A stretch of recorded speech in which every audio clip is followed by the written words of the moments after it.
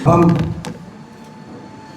निपुण सर से रिक्वेस्ट करते हैं कि निपुण सर अपने बारे में, राजेश सर के बारे में जर्नी बताते हुए, बच्चों को इग्नाइट करते हुए कि मैक्सिमम से मैक्सिमम बच्चे हमारे यहाँ से सर आप लाल बत्ती लेके निकले sir. Please sir, welcome to Nipun sir.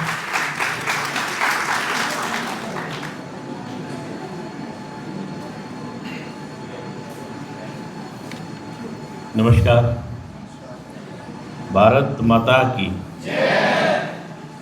मंच पर उपस्थित डायरेक्टर सर, डीन सर और मेरे प्रिय मित्र पंकज जी, मैं आप सभी का बहुत हृदय से आभार व्यक्त करता हूं सबसे पहले कि आपने अवसर दिया, और मेरे प्रिय अजीज भाई धीरज भाई का बहुत धन्यवाद कि आपने कार्यक्रम का आयोजन किया।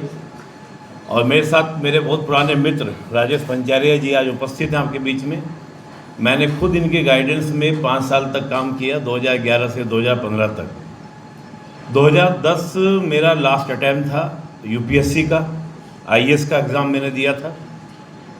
और मैं हमेशा बोलता हूं कि क्लासेस ले रहा हूं, 2011 से आईएएस के बच्चों को पढ़ा रहा हूं। एज ए प्रोफेशनल तो मैं टीचर ही हूं, और हमेशा एक बात बोलता हूं कि मेरा दुर्भाग्य और सौभाग्य दोनों ही रहा।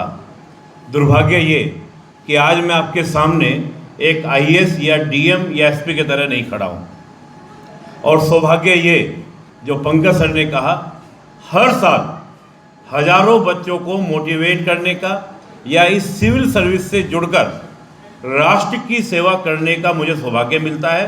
तो मैं अपने आप को हमेशा इस बात को मानता हूँ कि ईश्वर ने मुझे इस बात से नवाजा, सरस्वती माता का वरदान मिला, तो मैं इस कार्य को कर पाया।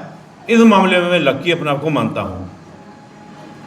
राजेश भाई यहाँ पर बैठे हैं। 2011 से 2015 तक मैं इनके साथ में काम किया। राउज आईएएस करके एक बड़ा ब्रांड है, भारत का सबसे पुराना आईएएस का कोई कोचिंग कह सकते हैं, इंस्टीट्यूट कह सकते हैं, तो राउज आईएएस था। वहाँ पर मैं इनके साथ में काम किया। हालांकि राउज को तो राजेश सर ने 2022 तक राउज में थे। उसके बाद इन्होंने अपना खुद का एक स्टार्ट किया, इंटरनल आईएएस। आज उसमें भी कई विद्यार्थी राजस्थान की जो सिविल सर्विस होती है, आप जानते हैं कि तो आईएएस का एग्ज़ाम होता है जो यूपीएससी, जिसको हम लोग सेंटर यानी कि आपका सेंट्रल जॉब्स कह सकते हैं या केंद्रीय सेवा को बोलते हैं।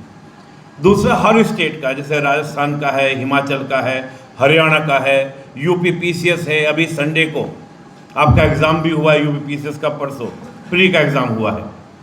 तो अलग अलग स्टेट का राजस्थान में सर के पढ़ाए हुए कई बच्चे अभी 2-3 साल की यात्रा में सिलेक्ट भी हुए हैं। और 2022 तक की जो यात्रा है सर की, वो बड़ी शानदार यात्रा, क्योंकि जब मैं खुद इनके गाइडेंस में पढ़ाया हूँ तो अभी आपको महसूस हो जाएगा कि मैं जब ऐसा पढ़ाया हूँगा तो इनके गाइडेंस में कैसा रहा होगा। मुझे परिचय देने के बारे में कहा गया। परिचय मेरा इतना ही है कि मैं एक लेखक हूँ। 3 किताबें मैंने लिखी हैं। एक तो इंडियन पॉलिटी एंड कॉन्स्टिट्यूशन के ऊपर, दूसरी मेरी किताब है इंटरनेशनल रिलेशन के ऊपर, और तीसरी इंटरनल सिक्योरिटी के ऊपर। करीब 2000 टीवी डिबेट्स में पार्टिसिपेट कर चुका हूँ। अभी भी थोड़ा लेट हुआ, तो टीवी डिबेट में इंडियन न्यूज़ में ही मैं लाइव था, इसलिए थोड़ा लेट हुआ। आप गूगल भी करेंगे, मेरा नाम डालेंगे तो मिल जाएगा। इतना परिचय पर्याप्त है। राजेश भाई का भी परिचय वो खुद ही देंगे, क्योंकि जब आएंगे तो बोलेंगे क्या ना, मेरी आवाज़ ही मेरी पहचान है और मेरी आइडेंटिटी है, तो परिचय देंगे। विषय मुझे दिया गया परिचय कराने का। उसके बाद हालांकि आज हम लोग जो बात करेंगे पहले सत्र में, 2 सत्र में आपका आज कार्यक्रम होगा। पहला सत्र हमारा होगा सिविल सर्विस और जुडिशरी को लेकर, कि यूपी जो भी आपके पीसीएस जे जिसको हम लोग बोलते हैं, उसके बारे में बात करेंगे। थोड़ा सिविल सर्विस के बारे में बात करेंगे। जो सेकंड सत्र आपका होगा, उस सत्र में हम कॉन्स्टिट्यूशन के बारे में, संविधान की एक बेसिक बातें जानने का प्रयास करेंगे।